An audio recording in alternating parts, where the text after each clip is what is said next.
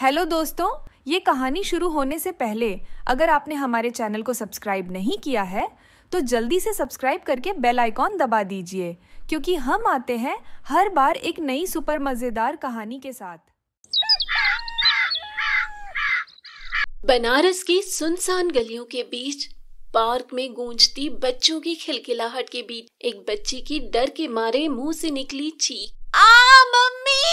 इस चीख के बाद पार्क में चारों तरफ सन्नाटा छा गया। उस छोटी सी बच्ची को कोई उसकी मम्मी से छीनकर दूर ले जा रहा था। तभी लक्ष्मी की आंख खुलती है। लक्ष्मी पूरी तरीके से पसीने से लथपथ और डर के मारे घबराई हुई थी। ये डरावना सपना लक्ष्मी हर रोज देखती थी। इस डरावने सपने से ज्यादा उसकी जिंदगी डरावनी थी, जिसे जीना बहुत मुश्किल था।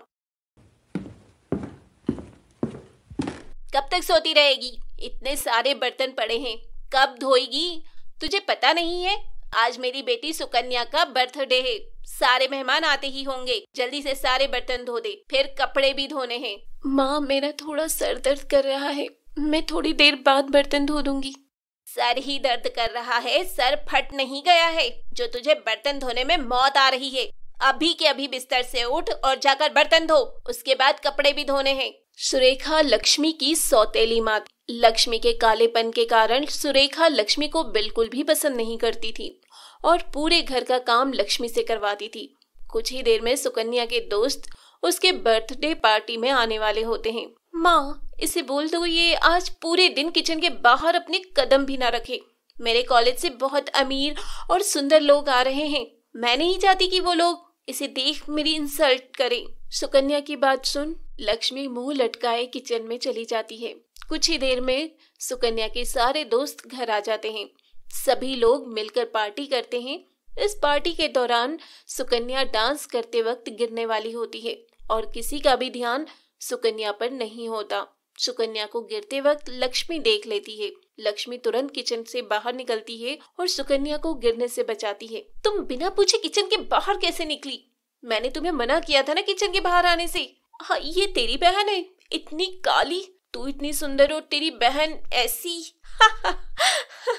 नहीं नहीं, ये मेरी बहन नहीं है, हमारे घर की नौकरानी है। जाओ लक्ष्मी, मेरे दोस्तों के लिए कोल्ड ड्रिंक ले आओ। सुकन्या की बात सुन लक्ष्मी के पैरों तले जमीन खिसक जाती है। कुछ ही देर बाद सुकन्या के सारे दोस्त पार्टी करके चले जाते हैं। सुकन्या के दोस्तों के जाने के बाद सुकन्या बड़े ही गुस्से में लक्ष्मी को देखने लगती है और रोते हुए अपने कमरे में चली जाती है। क्यों रे कलमुही, तुझे मेरी बेटी की खुशी बर्दाश्त नहीं होती? आज उसका बर्थडे था, कम से कम आज अपनी आदत को सुध ले लेती। अपनी सड़ी हुई शक्ल लेकर सबके सामने आने की क्या जरूरत थी? मैंने तुझे मना किया था ना कि किचन से बाहर मत निकलना। माँ, वो दीदी गिरने वाली थी, इसीलिए मैं किचन से। बंद कर अपनी बकवास, काम धाम कुछ होता नहीं है, खाली जबान लड़ाने को बोल दो। अपनी मनहूस शक्ल दिखाकर मेरी बेटी का जन्मदिन बिगाड़ दिया। बेचारी मेरी बच्ची जन्मदिन के दिन भी रो रही है, सिर्फ और सिर्फ तेरी वजह से। भगवान ने मुझे काली बनाया, इसमें मेरी क्या गलती है? नहीं नहीं, इसमें तो मेरी गलती है जो तुझे इस घर में रख लिया और मेरे पति तुझ जैसी कलमुही को उठा कर ले आए और मैंने तुझे इस घर में रख भी लिया। अब तुझ जैसी गंवार कलमुही को रखा है तो झेलना तो पड़ेगा ही। लक्ष्मी रोते हुए अपने कमरे में चली जाती है और खुद से बड़बड़ाने लगती है। पता नहीं माँ मेरे साथ ऐसा क्यों करती है। दीदी को तो इतने अच्छे से रखती है और मुझ पर हमेशा चिल्लाती रहती है।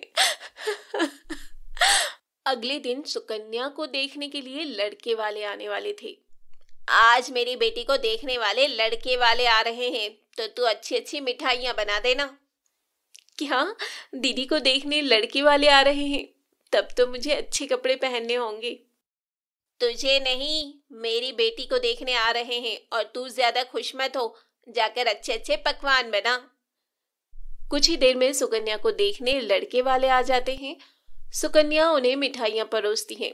लड़के की माँ अपने पति के साथ सुकन्या को देखने आई थी। जैसे ही लड़के की माँ मिठाई खाती है तभी वो सुकन्या से कहती है, ये कैसी मिठाई बनाई है? ना ही कोई स्वाद है और ऊपर से चीनी की जगह नमक डली हुई है। आपकी बेटी को मिठाई बनाना भी नहीं आता? मैं ऐसी लड़की के साथ अपने बेटे की शादी नहीं करवा सकती जिसे मिठाई बनाना भी ना आता हो। अरे नहीं नहीं, आप गुस्सा मत करिए। ये खाना मेरी बेटी ने नहीं बल्कि इसने बनाया है, लक्ष्मी ने। अच्छा, तो इतनी स्वादिष्ट मिठाई आपकी बेटी लक्ष्मी ने बनाई है। इसका मतलब क्या है? आपको तो मिठाई अच्छी नहीं लगी थी ना? मैंने भी कोई कच्ची गोटियां नहीं खेली है, अपने बेटे की शादी कर रही हूँ। बहू तो अच्छी पसंद करूंगी ना। मैंने तो बस पता लगाने के लिए नाटक किया था और सच्चाई हम सबके सामने है। मुझे आपकी छोटी बेटी लक्ष्मी पसंद है। क्या लक्ष्मी? हाँ लक्ष्मी। सुमित्रा जाकर लक्ष्मी के हाथों में अपना खानदानी कड़ा पहना देती है और अपने बेटे के साथ लक्ष्मी की शादी करने का फैसला लेती है। आपने मेरी इतनी सुंदर बेटी सुकन्या को छोड़कर लक्ष्मी जैसी काली कलूटी सी लड़की के साथ अपने लड़के की शादी क्यों करवाना चाहती हैं? आप तो इतनी अमीर भी हैं। मैं आपको ये नहीं बता सकती कि मैंने ऐसा क्यों किया। सुमित्रा, तुम एक बार फिर सोच लो। तुमने अच्छी तरीके से लक्ष्मी की शक्ल देखी तो है ना? तुम्हें पता भी है ना कि तुम क्या कर रही हो? सिद्धांत किसी भी कीमत पर लक्ष्मी को पसंद नहीं करेगा। मुझे पता है कि मैं क्या कर रही हूँ, और रही बात सिद्धांत की, तो उसे आप मुझ पर छोड़ दीजिए। इतना कहकर सुमित्रा लक्ष्मी की फोटो लेकर वहाँ से चली जाती है। सुकन्या को सिद्धांत की फोटो देखकर उससे पहली बार में ही प्यार हो गया था और वो अपनी शादी के लिए बहुत खुश थी, क्योंकि उसकी शादी अमीर घराने में होने वाली थी। और उसी वक्त ये बड़ा झटका सुकन्या बर्दाश्त नहीं कर पाई और अपनी माँ से अपनी नजरें छुपाकर रोते हुए कमरे में चली गई। क्यों रे करमजली, तुझे मेरी बेटी की खुशियों से कोई दिक्कत है?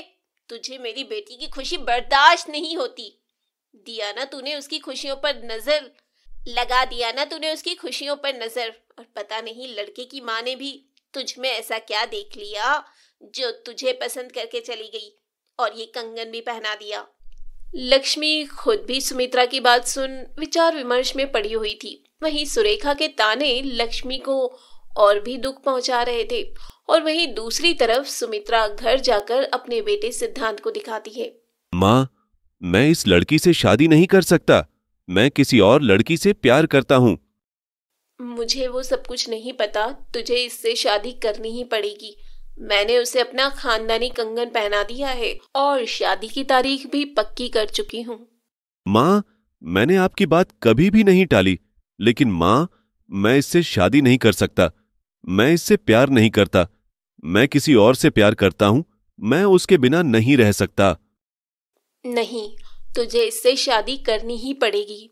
मुझे तो यह नहीं समझ में आ रहा कि तुम सुरेखा की बेटी सुकन्या को छोड़कर लक्ष्मी से शादी क्यों करवाना चाहती हो। सुकन्या कितनी सुंदर और पढ़ी लिखी लड़की है, और पता नहीं तुम लक्ष्मी के पीछे क्यों पड़ी हो।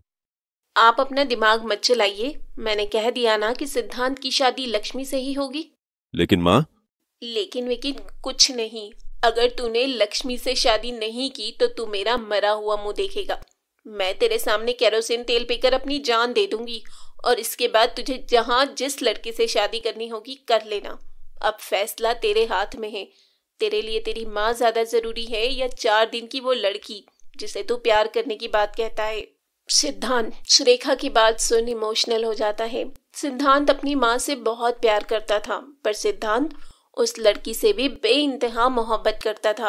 अब देखना ये होगा काफी दिलचस्प कि सिद्धांत अपनी मोहब्बत के लिए अपनी माँ के खिलाफ जाएगा या अपनी माँ के लिए भुला देगा अपनी मोहब्बत को। जानने के लिए करिए अगली वीडियो का इंतजार, और अगली वीडियो पाने के लिए कीजिए हमारी चैनल को सब्सक्राइब, और हाँ, बेल आइकन के बटन को दबाना बिल्कुल भी मत भूलिएगा। तो मिलते हैं अगली वीडियो में। आपने हमारे चैनल को सब्सक्राइब नहीं किया है तो जल्दी से सब्सक्राइब कर लीजिए। इस वीडियो को लाइक, शेयर, कमेंट करना ना भूलें। फिर मिलेंगे अगले एपिसोड के साथ।